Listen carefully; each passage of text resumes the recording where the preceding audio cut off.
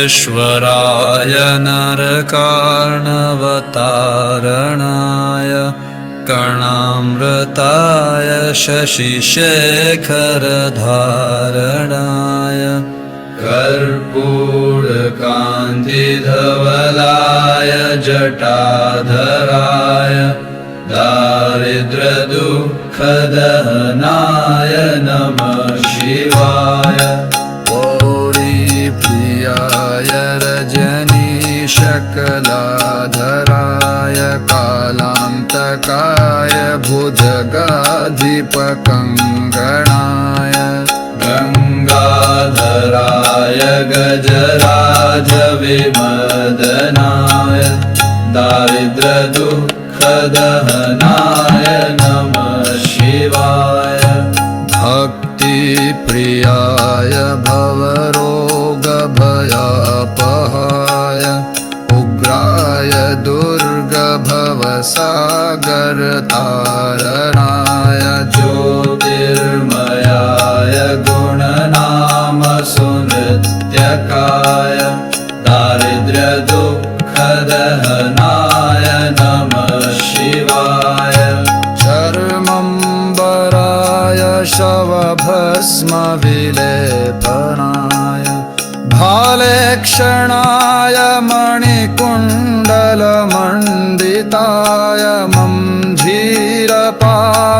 मञ्जीरपादयुगलाय जटाधराय दारिद्र्यदुःखदहनाय नमः शिवाय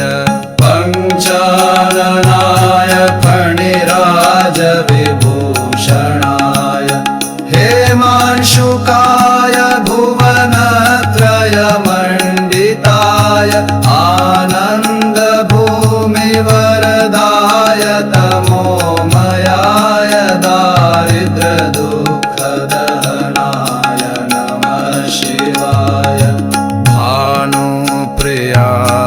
भवसागरतारणाय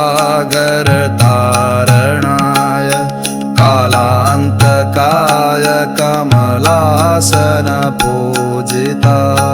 नेत्रत्रयाय शुभलक्षणलक्षिताय दारिद्र्यदुःखदहनाय नमः शिवाय रामप्रियाय रघुनाथवरप्रदाय